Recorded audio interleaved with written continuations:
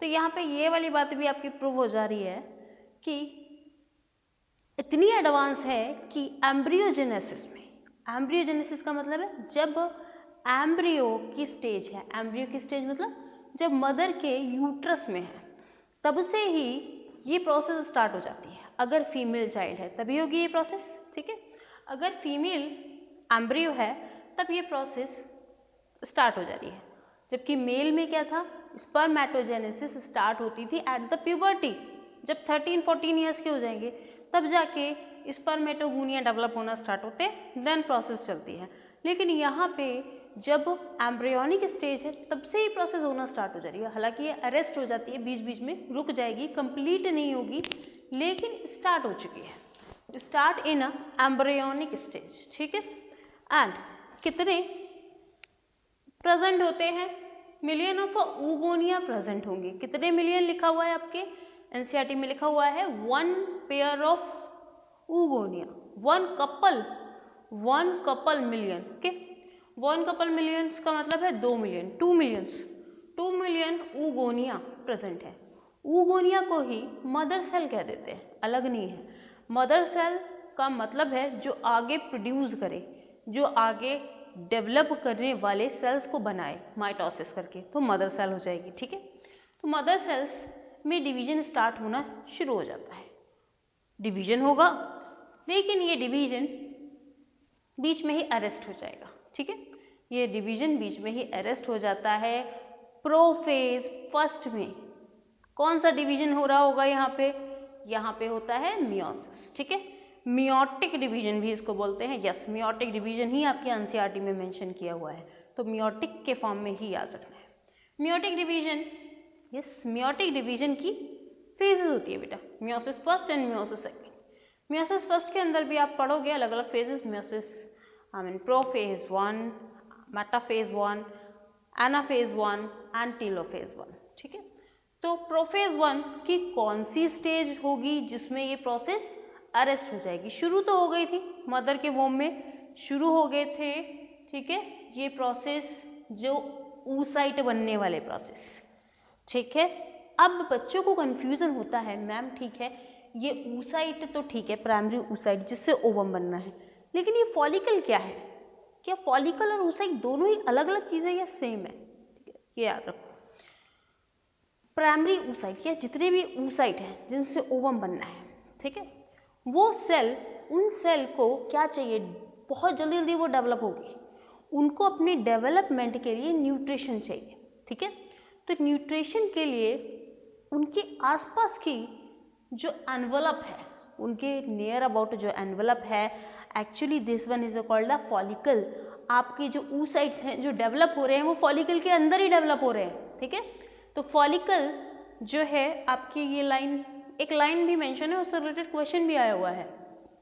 Secondary oocyte consist the lots of cytoplasmic nutrient for secondary oocytes, ठीक है। Secondary oocytes के लिए जो सेकेंडरी फॉलिकल्स है वो बहुत सारा न्यूट्रिएंट कंज्यूम करके रखता है। एंड आगे लिखा हुआ है कि do you think by now, ऐसा क्यों हो रहा होगा, ठीक है, आप इसके बारे में क्या सोचते हो? तो बोर्ड के लिए भी इंपॉर्टेंट क्वेश्चन है। जो फॉलिकल्स हैं, याद रखना, फॉलिकल्स बाहर है, उसके अंदर oocyte डेवलप हो रहा है, ठीक है। अब यहाँ देखो बेटा, ये है प्राइमरी फॉलिकल, ठीक, देखो बच्चों, प्राइमरी फॉलिकल है ये। प्राइमरी फॉलिकल में ये ग्रेनुलोसा की, यहाँ पर आ जाओ, ग्रेनुलोसा की ये वाली जो है ना आपकी बाहर बार जो रेड कलर की मैंने बनाई है, this one is the granulated layers, granulosa, this one is the granulosa, ठीक है, ग्रेनुलोसा सेल है, इसका नाम है ग्रेनुलोसा। तो ये फॉलिकल्स में आ रहे हैं। तो जब ये डेवलप हो गया, क्या ये पहले एक लेयर थी, अब हमें 2 लेयर्स दिखाई दे रही है ना, यस। तो जो ब्लैक कलर का मैंने बनाया है वो है आपका oocyte, ठीक है, वो है oocyte, चाहे प्राइमरी oocyte हो, सेकेंडरी oocyte हो या टर्जरी oocyte हो। टर्जरी oocytes वैसे होता नहीं है, प्राइमरी और सेकेंडरी होते, टर्जरी बाद में प्रोड्यूस होगा, मैं बताऊंगी आपको बाद में, ठीक है। यहाँ पे आपका इसके अंदर जो ब्लैक कलर का बनाया है वो मैंने oocyte है, उसके अंदर क्या है, वो उसका न्यूक्लियस है, ठीक है। न्यूक्लियस ये रेड कलर का पूरा बना हुआ है, न्यूक्लियस की डॉट है और रेड कलर का पार्ट है, ठीक है। अच्छा, तो ये वाली जो लेयर है आपकी, ये ग्रेनुलोसा की पर्टिकुलरली लेयर है जो आपके फॉलिकल्स हैं। ये जो रेड कलर के अराउंड इट है, this one is the follicles, ठीक है। प्राइमरी फॉलिकल्स कब बने? जब एम्ब्रियोनिक स्टेज थी, ठीक है भाई, एम्ब्रियोनिक स्टेज से ही बनना स्टार्ट हो गए थे। इसके अंदर जो प्राइमरी फॉलिकल के अंदर जो पार्ट दिखाई दे रहा है उसको बोलोगे प्राइमरी oocyte, क्लियर है? तो ये प्राइमरी oocyte है, प्राइमरी oocyte। वहां पे लेबलिंग आपकी की गई है फॉलिकल के हिसाब से, ठीक है, लेकिन आपको पता होना चाहिए एक फॉलिकल के अंदर थोड़ा सा उन्होंने एनसीईआरटी में आपको दिखाया नहीं है, तो वहीं पे बुक में मेंशन भी कर लेंगे इस डायग्राम की लेबलिंग, ठीक है। तो वहां पे प्राइमरी oocyte उसके अंदर का पार्ट है, ठीक है। ग्रेनुलोसा बाहर की मेम्ब्रेन हो गई, अंदर है आपका प्राइमरी oocyte जो डेवलप होगा, ठीक है। अच्छा, ठीक, बाहर जो है वो प्राइमरी फॉलिकल है, अंदर है प्राइमरी oocyte। ये वाली फिनोमिना आपकी स्टार्ट तो हो गई थी लेकिन प्रोफेज में ही रुक गई, स्टार्टिंग में ही रुक गई, ठीक है। जैसी स्टार्ट होती है तो प्रोफेज 1 आती है, उसकी अलग अलग फेज होती है। तो आपको ये फेजेस के लिए सेल डिवीजन वाला चैप्टर देखना पड़ेगा। कौन सी फेज में, ये एनसीईआरटी में नहीं है लेकिन पूछा जा सकता है, कोई अच्छे एग्जाम्स में पूछा जाता था ये क्वेश्चन। तो डिप्लोटीन स्टेज में रुक जाती है। डिप्लोटीन हालांकि सबसे लंबी फेज होती है। प्रोफेज की 5 फेज है, मैं बता देती हूँ आपको। प्रोफेज 5 फेजेस में कंप्लीट होती है। पहली है लैप्टोटीन, जाइगोटीन,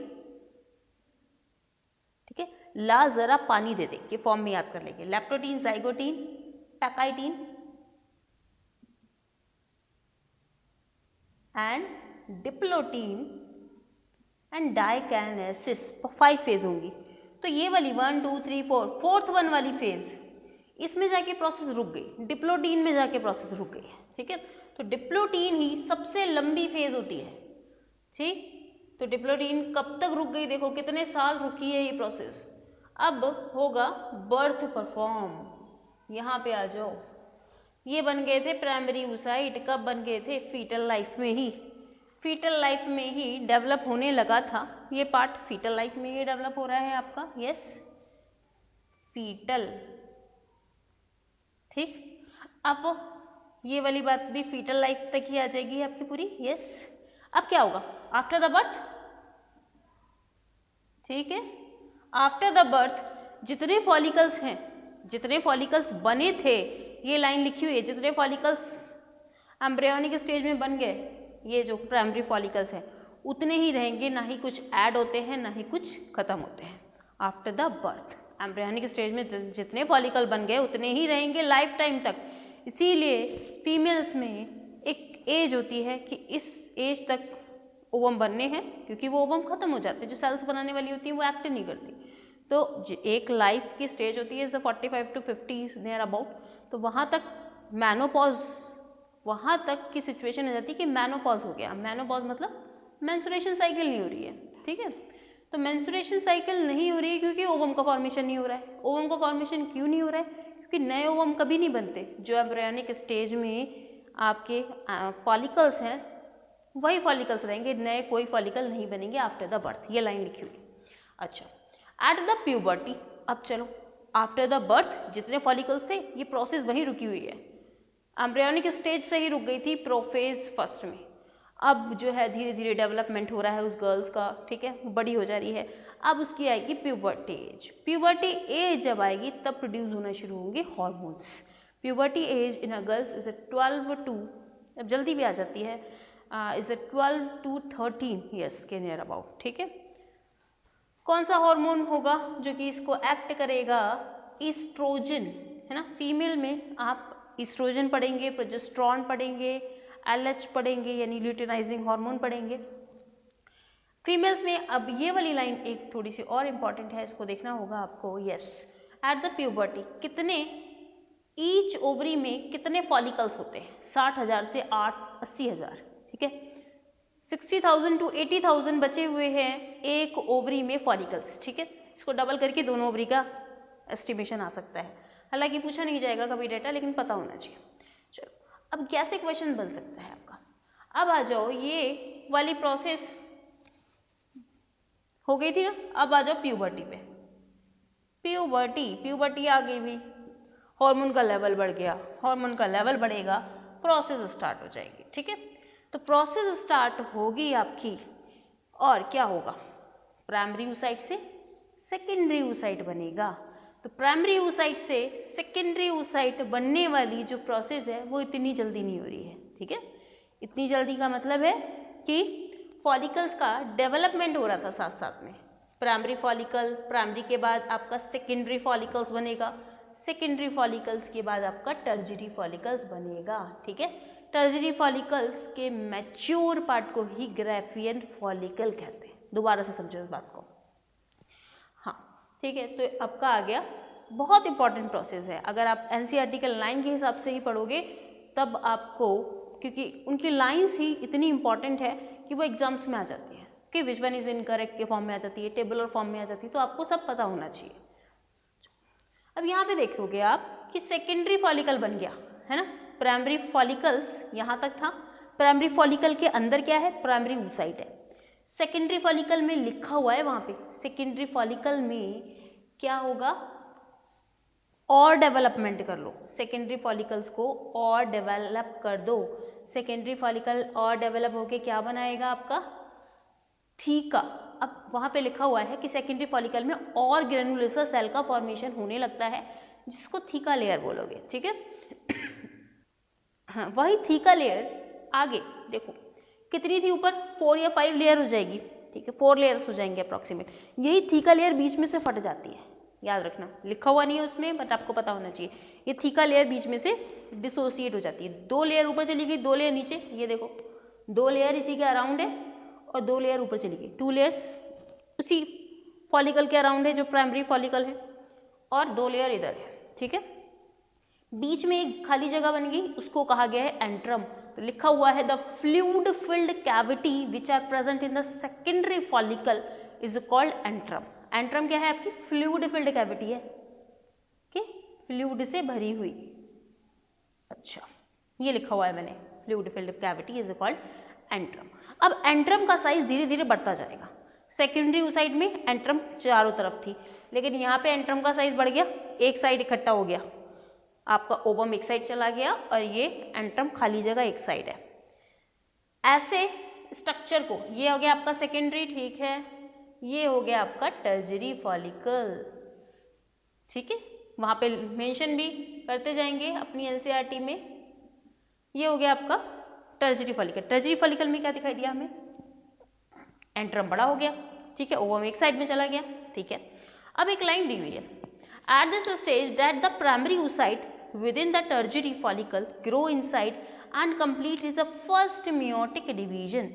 ये वाली जो पूरी प्रोसेस है, प्राइमरी फॉलिकल से लेके टर्जियरी फॉलिकल तक वाली प्रोसेस में प्राइमरी oocyte सेकेंडरी oocyte तक पहुंच जाता है अपनी मियोसिस कंप्लीट करके। ठीक है, देखो कितनी इसको मशक्कत करनी पड़ी, अपनी मियोसिस फर्स्ट को कंप्लीट करने के लिए कितनी मेहनत करी इसने। शुरू तो हो गया था एम्ब्रियोनिक स्टेज से, फॉलिकल के अंदर प्राइमरी oocyte है, अब उसको सेकेंडरी oocyte बनने के लिए, यानी अपनी मियोसिस फर्स्ट को कंप्लीट करने के लिए कितने साल तक वेट करना पड़ा, 12 साल तक वेट करना पड़ा। ठीक है, तो ये 12 साल के बाद क्या हुआ, यहाँ पे डेवलप हो गया भाई फाइनली, यहाँ कह दो चाहे आप यहाँ कह दो। ठीक है, जो टर्जियरी फॉलिकल है जब वो पूरी तरीके से मैच्योर हो जाएगा तब उसको कहा जाता है ग्राफियन फॉलिकल। तो नाम याद रखना, स्पेलिंग भी याद रखना। ग्राफियन फॉलिकल में बोर्ड के स्टूडेंट के लिए इंपॉर्टेंट है, GRAA वाली स्पेलिंग है। ठीक है, ग्राफियन फॉलिकल। तो ग्राफियन फॉलिकल्स यहाँ पे बन गए हैं। एंड एक चीज़ और होगी, एक लाइन वहाँ पे लिखी हुई है कि जब ग्राफियन फॉलिकल बना है उसके अंदर जो oocyte है, दिस वन सेकेंडरी oocyte है ना उसके अंदर, ये क्वेश्चन पूछा जाता है नीट में कि ग्राफियन फॉलिकल्स कौन से टाइप के oocyte को रिलीज करता है, प्राइमरी oocyte को, सेकेंडरी oocytes को, टर्जियरी। ठीक है, इस तरीके से आपके पास ऑप्शंस होंगे। तब आपको पता होना चाहिए सेकेंडरी oocyte को रिलीज करेगा। सेकेंडरी oocyte के साथ साथ एक चीज़ और भी होगी, वो मैं बताऊंगी आगे आपको। अच्छा, ये है आपका अंदर सेकेंडरी oocyte पड़ा हुआ है। सेकेंडरी oocytes अपने अराउंड एक स्ट्रक्चर बना लेते हैं, सेकेंडरी oocytes अपने अराउंड एक स्ट्रक्चर बनाता है जिसको जोना पैलिसिडा बोलोगे, ठीक है। सेकेंडरी oocytes अपने अराउंड एक हार्ड कवरिंग बनाएगा। जब आप ओवम का स्ट्रक्चर देखोगे वहाँ पे समझोगे इस बात को, इसको जोना पैलिसिडा बोलेंगे। बस नाम अभी याद करना है आपको। यहाँ पे आ जाओ कि सेकेंडरी oocytes कब रिलीज हुआ, कहाँ से रिलीज हुआ, ठीक है। तो ये वाली फिनोमिना तो आपकी फीटल लाइफ से लेके बर्थ तक की है ना। ये फीटल लाइफ में डेवलप होना शुरू हो गए थे और ये बर्थ के टाइम पे जितने आपके पास फॉलिकल थे 60,000 से 80,000 एक ओवरी में जो फॉलिकल थे वही आगे डेवलप करने हैं जब, ठीक है। अब आपने देखा था कि फॉलिकल के अंदर oocyte भी, प्राइमरी oocyte की डिवीजन थोड़ी सी शुरू हो गई थी, मियोसिस फर्स्ट शुरू हो गया था लेकिन कंप्लीट नहीं हुआ था। प्यूबर्टी में वो कंप्लीट हुआ था, है ना। तो प्यूबर्टी में कंप्लीट जो हुआ है तो सेकेंडरी oocyte ग्रेफिन फॉलिकल से बाहर निकला था। सेकेंडरी oocytes ग्रेफिन फॉलिकल से बाहर निकला था, ठीक है, लिख लेंगे इस बात को। ग्रेफिन फॉलिकल से निकलने वाला oocyte सेकेंडरी oocyte होता है, ठीक है, लिख लो। ग्रेफिन फॉलिकल से बाहर निकला था, फॉलिकल से बाहर निकलेगा। पोलर बॉडी का क्या होता है ये नहीं पता, पोलर बॉडी भी बाहर निकल गई है, ठीक है, डिजनरेट हो जाती है। यहाँ पे एक और भी यहाँ पे चार्ट में बना हुआ है आपका, ये क्या है, ये सेकेंडरी oocytes के बाद में ही next one is the ovum लिखा हुआ है। वहाँ पे आपकी एनसीईआरटी में देखेंगे लास्ट वाला क्या लिखा है, ओवम। ये एक्चुअली क्या है। अब यहाँ पे जो सेकेंडरी oocyte रिलीज हुआ है ना, क्या बना हुआ था, जोना पैलिसिडा उसके बाहर बना है, फिर कोरोना रेडिएटा वाली लाइनिंग है, पूरा पार्ट ही सेकेंडरी oocyte है। जब उसमें फर्टिलाइजेशन होने आएगा, ठीक है, बिफोर द फर्टिलाइजेशन कह सकते हो या during the fertilisation, during the fertilisation ज़्यादा इंपॉर्टेंट है।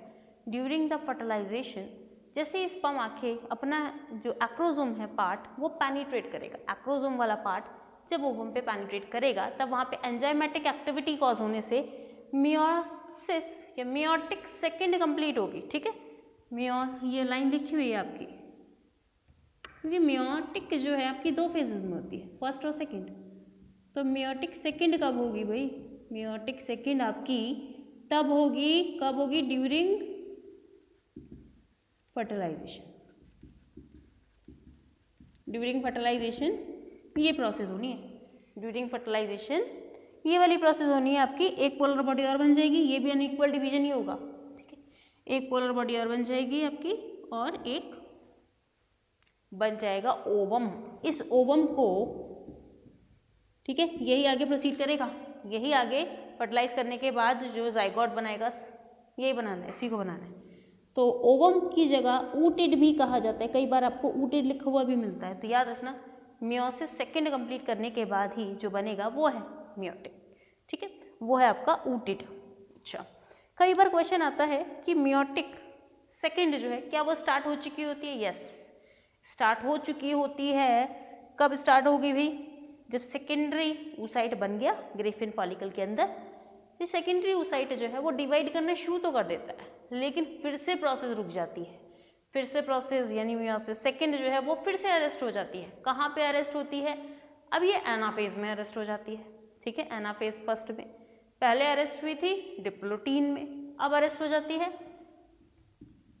एनाफेज सेकेंड में, है ना, एनाफेज सेकेंड में अरेस्ट हो जाती है। अब ये एनाफेज सेकेंड होगा कैसे पूरा, एनाफेज सेकेंड तब होगा पूरा जब फर्टिलाइजेशन की प्रोसेस होने जा रही होगी। During the fertilisation hydrolytic enzyme जो एक्रोसोम में स्पर्म के पास प्रेजेंट है वही इस प्रोसेस को कर सकता है, ठीक है। तो ये प्रोसेस कब होगी, ड्यूरिंग द फर्टिलाइजेशन। कौन सी वाली, मियोसिस सेकेंड, तब कंप्लीट होगी, तब इसका फाइनल रिजल्ट होगा ओवम। तो वही ओवम तब मिलेगा जब वहाँ पे स्पर्म प्रेजेंट होगा, ठीक है। तो ये प्रोसेस इस तरीके से कंप्लीट होती है। This one is very technical. ये बना एक आपका सेकेंडरी oocytes और एक बनी है आपकी पोलर बॉडी। ये मियोसिस फर्स्ट कंप्लीट हुई है आपकी। मियोसिस फर्स्ट कंप्लीट होने का रिजल्ट क्या होता है कि आपकी number of a cell haploid हो जाएगी। जितने पेरेंट सेल में होंगे number of a chromosome just आधे हो जाएंगे। यहाँ हैप्लॉइड हैप्लॉइड कर दो, है ना। ये देखो जरा, क्या ये दोनों सेल इक्वल है, नहीं, एक सेल बड़ी है एक सेल छोटी है, तो अनइक्वल डिवीजन हो जाता है ये, ठीक है, अनइक्वल डिवीजन हो गया, तो इसको जो बनती है इसको पोलर बॉडी बोला जाता है। पोलर बॉडी ये किसी काम की नहीं होती है, इसमें आगे लिखा हुआ है आपकी एनसीईआरटी में कि पोलर बॉडी डिवाइड करती है नहीं करती है, इस बात पे अभी कुछ क्लियरली कहा नहीं जा सकता है, ये डिपेंड करता है, ठीक है। तो पोलर बॉडी एक्चुअल में डिवाइड नहीं करती है क्योंकि ये अनइक्वल डिवीजन है, छोटी सेल है, इनके पास पर्टिकुलरली डीएनए या कंटेनिंग सब्सटेंस जो साइटोप्लाज्म कंटेनिंग सब्सटेंस डिवीजन के लिए है नहीं, तो ये पोलर बॉडी तो डिवाइड करेगी नहीं।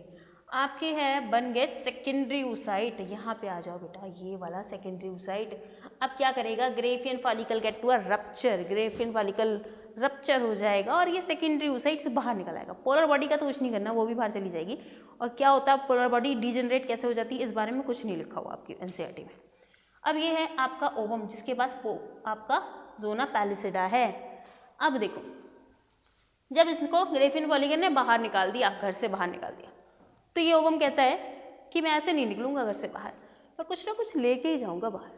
तो ये एक जोना पैलिसिडा को लेके, ये तो उसी की अपनी थी, अपनी प्रॉपर्टी थी जोना पैलिसिडा, वो तो लेके जाएगा ही जाएगा। साथ में इस फॉलिकल के कुछ पार्ट भी ले जाता है जिसको कहते हैं कोरोना रेडिएटा। तो इसके बाहर बाहर जो रेड कलर की मैंने बनाई है बेटा, ये है कोरोना रेडिएटा में, ठीक है।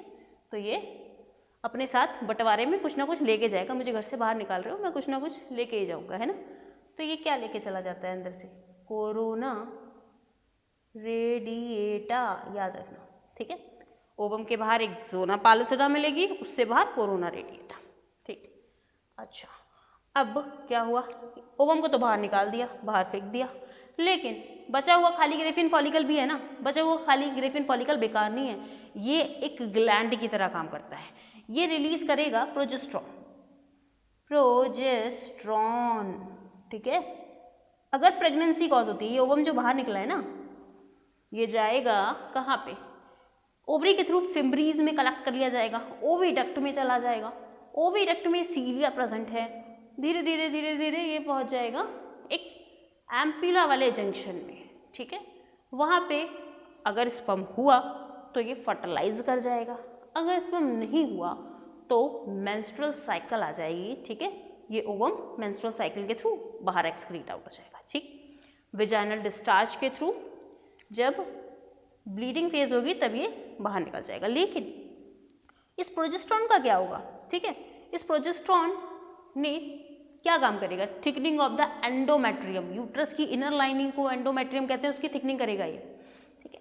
अब इसने क्या किया होगा, प्रोजेस्ट्रॉन थिकनिंग करना कब काम आएगा, जब एम्ब्रियोनिक डेवलपमेंट हो, यानी कि जब फर्टिलाइजेशन हो। तो जब फर्टिलाइजेशन होगा तभी इसका रोल है प्रोजेस्ट्रॉन का, इसीलिए इसको प्रेगनेंसी हार्मोन भी कहते हैं। क्वेश्चन याद रखना, प्रेगनेंसी हार्मोन, अगर प्रेगनेंसी कॉज हो गई, ठीक है। पहले तो ये समझ लो, अगर प्रेगनेंसी नहीं कॉज हुई, प्रेगनेंसी नहीं कॉज हुई, इसका कोई फर्टिलाइजेशन नहीं हुआ, तब क्या होगा, तो ये कॉर्पस ल्यूटियम प्रोजेस्ट्रॉन रिलीज कर रहा होगा, ठीक है। कॉर्पस ल्यूटियम कॉर्पस ल्यूटियम एक ग्लैंड की तरह वर्क कर रहा है, प्रोजेस्ट्रॉन को रिलीज कर रहा है। बाद में ये डीजेनरेट भी हो जाता है, तो ये जब डीजेनरेट हो जाता है तो क्या फॉर्म करता है, कॉर्पस एल्बिकेंस, ठीक है। ये लिखा हुआ नहीं है आपकी एनसीईआरटी में, लेकिन पता होना चाहिए, सिंपल सा टर्म है। कॉर्पस ल्यूटियम के बाद कॉर्पस एल्बिकेंस बनेगा, डायग्राम वहाँ पे दिखाया हुआ है। कॉर्पस ल्यूटियम येलो कलर की बॉडी है और कॉर्पस एल्बिकेंस व्हाइट कलर की बॉडी होती है। This one is the white colour body. दोनों ही कैसे हैं आपके, डीजेनरेट हो चुके हैं, ठीक है। तो अगर क्वेश्चन आता है डीजेनरेट वाली आपकी ग्लैंड कौन कौन सी है, एक तो कॉर्पस ल्यूटियम भी है, प्लेसेंटा भी है, डीजेनरेट हो जाती है बाद में, और एक आपकी थाइमस है, ठीक है। थाइमस आपकी एट द सेंटर सिचुएटेड होती है आपकी, क्या अब डीजेनरेट हो जाएगी at the age, according to the age, जब एज बढ़ती जाती है ड्यूरिंग अ ओल्ड एज वो डीजेनरेट होती जाती है। इम्यूनिटी के लिए रिस्पॉन्सिबल है, इसीलिए ओल्ड एज वाले पर्सन्स की इम्यूनिटी कम होती है, ठीक है। अच्छा, अब यहाँ पे आ जाते हैं, हमने देखा जब प्रेगनेंसी नहीं कॉज हुई तब क्या होगा आपका, ये कॉर्पस एल्बिकेंस डीजेनरेट हो जाएगा कुछ टाइम बाद, ठीक है। अब मेंस्ट्रुअल साइकिल आ जाएगी, लेकिन अगर फर्टिलाइजेशन कॉज हो गया तो फर्टिलाइजेशन कॉज हो गया तब ये प्रोजेस्ट्रॉन को रिलीज करता रहेगा। प्रोजेस्ट्रॉन रिलीज क्यों करेगा, क्योंकि एंडोमेट्रियम को बनाना है भाई। एंडोमेट्रियम क्या है, आपकी यूट्रस की इनर लाइनिंग, वहीं पे जाके जो फर्टिलाइज हुआ है आपका जाइगोट बना है वो जाके एम्ब्रियो जाके इम्प्लांट होना है। ओके। ब्लास्टोसिस्ट स्टेज में आने के बाद वो इम्प्लांट होना है, तो इम्प्लांट होने के लिए यूट्रस को हैवी होना पड़ेगा, उसके लिए प्रोजेस्टेरॉन हार्मोन काम करेगा। कब तक काम करेगा भाई, कब तक करेगा ये कॉर्पस ल्यूटियम कब तक रहेगा, ये जब तक प्लेसेंटा फॉर्म नहीं हो जाता तब तक रहेगा, ठीक है। जब प्लेसेंटा फॉर्म हो जाएगा तब इसका रोल खत्म, तब प्लेसेंटा रिलीज करेगा प्रोजेस्टेरॉन, इसका कोई रोल नहीं है, ठीक है। तब ये अल्बिकेंस में बन के डीजनरेट हो जाना। डीजनरेट तो इसे होना ही है, अगर नहीं कॉज होता है फर्टिलाइजेशन तो जल्दी डीजनरेट हो जाएगा, अगर फर्टिलाइजेशन कॉज होता है तो 3 मंथ्स, जब तक प्लेसेंटा कॉज नहीं हुआ है 3.5 के अप्रॉक्सीमेट, तब तक ये रहेगा ही रहेगा, ठीक है। चलो, तो ये आपकी oogenesis वाली कंप्लीट प्रोसेस है। इससे रिलेटेड आप क्वेश्चंस लगाइए, जो भी कोई डाउट्स आते हैं तो मुझे कमेंट बॉक्स में लिख के भेज सकते हैं, ओके। और इस वीडियो को लाइक शेयर सब्सक्राइब करिए कि और लोगों तक ये वीडियो पहुंच पाए जो अपना अच्छे इंस्टीट्यूट में नहीं जा सकते हैं, ठीक है, उनको भी इसकी नॉलेज मिल पाए। बोर्ड स्टूडेंट्स के लिए भी ये टॉपिक बहुत इंपॉर्टेंट है और नीट के लिए भी ये टॉपिक बहुत इंपॉर्टेंट है।